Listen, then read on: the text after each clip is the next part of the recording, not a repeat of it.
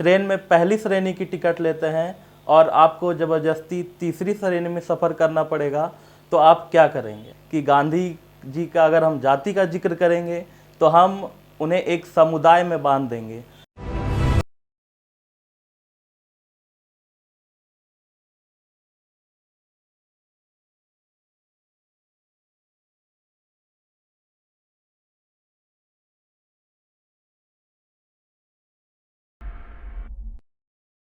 नमस्कार, मैं अभयराज और आप देख रहे हैं आपकी सभा। अगर आप किसी ऐसे देश में हैं जहां आप ट्रेन में पहली श्रेणी की टिकट लेते हैं और आपको ज़बरदस्ती तीसरी श्रेणी में सफ़र करना पड़ेगा, तो आप क्या करेंगे?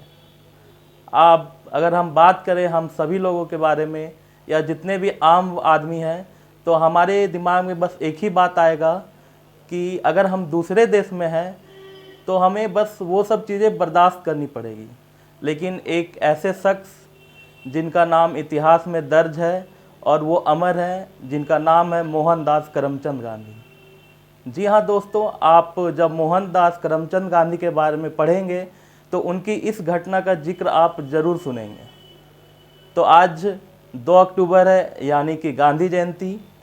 पूरे भारतवर्ष में आज का दिन गांधी जयंती के रूप में मनाया जाता है, लेकिन पूरे विश्व के लिए यह विश्व अहिंसा दिवस के रूप में मनाया जाता है। गांधी जी का जन्म 2 अक्टूबर 1869 ईस्वी को पोरबंदर, गुजरात में हुआ था। गांधी जी की जाति की जिक्र इसलिए नहीं करना चाहिए कि गांधी जी का अगर हम जाति का जिक्र करेंगे तो हम उन्हें एक समुदाय में बांध देंगे।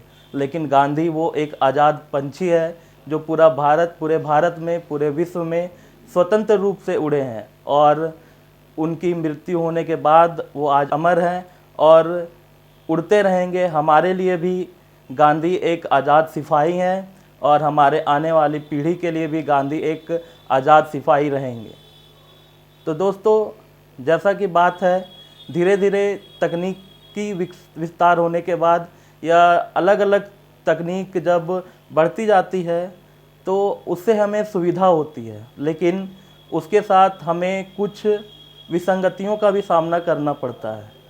जैसे कि आज एक बहुत ही अच्छे चीज़ का आविष्कार हुआ है व्हाट्सएप, जिसका इस्तेमाल हम सूचनाओं का आदान प्रदान करने के लिए करते हैं। लेकिन इसी व्हाट्सएप से एक ऐसा व्हाट्सएप यूनिवर्सिटी का निर्माण हो गया है जो गांधी के बारे में, जो महात्मा गांधी के बारे में दुष्प्रचार फैलाते हैं। दोस्तों, गांधी वही है जो अपने जीवन काल में 6 बार जेल जा चुके हैं। गांधी वो हैं जो साउथ अफ्रीका में भारतीयों के हक के लिए लड़ते हैं। जब हम बात करते हैं गांधी की, तो ऐसा हम सीधा अब जब से अब ये व्हाट्सएप, फेसबुक वगैरह आए हैं, तब से हम उनकी आलोचना करना इसका शुरुआत कर चुके हैं। लगातार हम उनकी आलोचनाएं ही करते हैं। महात्मा गांधी हम सभी से अधिक शिक्षित थे और हमसे अधिक समझदार थे, लेकिन हम युवा आज उनकी राहों पर, उनकी बताए गए रास्तों पर नहीं चलना चाहते हैं, क्योंकि वो अहिंसा के पुजारी थे। और जैसा कि अभी वर्तमान स्थिति है, हमें हिंसा प्रिय होती जा रही है। अगर गांधी एक महान व्यक्ति नहीं होते तो आज उनका जो जन्म दिवस है पूरे विश्व में अहिंसा दिवस के रूप में नहीं मनाया जाता। दोस्तों, जब भी हम अगर अपने परिवार में या मोहल्ले में देखते हैं लड़ाई झगड़े की बात आती है, जब देश विभाजन का बात आया तो हम सीधे रूप से ये आरोप लगाते हैं कि विभाजन गांधी जी रोक सकते थे या तो विभाजन गांधी जी के कारण हुआ, लेकिन ऐसा नहीं था।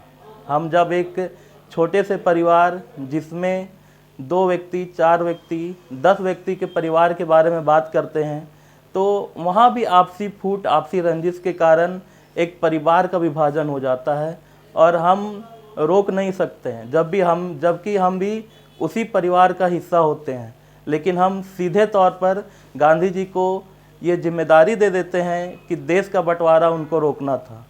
ये अभी के सापेक्ष में बात करना या अपने कमरे में बैठकर व्हाट्सएप में ये मैसेज लिखना बहुत आसान है, लेकिन उस सापेक्ष में खड़े रह के सोचिए, क्या गांधी जी चाहते थे कि देश का बंटवारा हो जाए?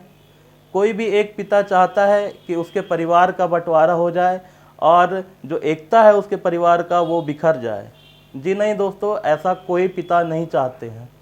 तो हम गांधी जी के बारे में अगर विचार करें तो गांधी जी अकेले जब सत्याग्रह के लिए चलते हैं तो उनके पीछे एक जन सैलाब खड़ा हो गया। लेकिन अगर हम अभी के युवाओं के बारे में बात करें तो ये सिर्फ आपकी बात नहीं कर रहा हूँ, मैं इसमें खुद को शामिल कर रहा हूँ। हमारे अंदर इतनी हिम्मत नहीं होती है कि हमारे सामने कोई सरकारी कर्मचारी हमें किसी काम के लिए दौड़ाते हैं और हमसे घूस की वसूली करते हैं, और हमारे अंदर ये ताकत नहीं होती है कि हम इसका विरोध कर सकें। और पूरे अंग्रेजी साम्राज्य के सामने गांधी जी अकेले डटकर खड़े हो गए। बाद में उनके समर्थन में कई लोग आए, या ऐसे कई मान्यताएं हैं कि महात्मा गांधी को कई लोगों ने महात्मा की उपाधि दी, लेकिन उनमें एक बड़ा नाम जिनका आता है वो रविंद्रनाथ टैगोर का है। मैं देश के युवाओं को ये अपील करना चाहता हूँ, युवाओं से, कि आप गांधी को व्हाट्सएप के माध्यम से नहीं, आप महात्मा गांधी को अगर पढ़ना चाहते हैं तो उनके द्वारा लिखे गए किताबों से पढ़ें। कुछ जो अच्छे जानकार हैं जिन्होंने बहुत सारे किताब गांधी जी की जीवनी लिखी है, किताबों से ज्ञान लें। व्हाट्सएप यूनिवर्सिटी में बैठे सभी लोग प्रोफेसर नहीं हैं, वो हमारे तरह आपके तरह बैठे एक युवा है जो बस अपना एजेंडा चलाना चाहते हैं। गांधी जी के बारे में हम जितना भी बात करें उतना कम है। गांधी सिर्फ एक गांधी नहीं है, गांधी उस समय के लिए एक आंधी थे जिन्होंने ब्रिटिश साम्राज्य की धज्जियां उड़ाकर रख दी थी। तो ये हमारा जो चैनल है इसका नाम है आपकी सभा, और हमारा जो टैगलाइन है वो आपकी हिम्मत। हम इस चैनल में ऐसे न्यूज़ के बारे में बात ही नहीं करें, हम ऐसी मुद्दाओं पर चर्चा करेंगे जो आपके और हमारे दिल में रहते हैं, लेकिन हमें बोलने के लिए कोई प्लेटफॉर्म नहीं मिलता है।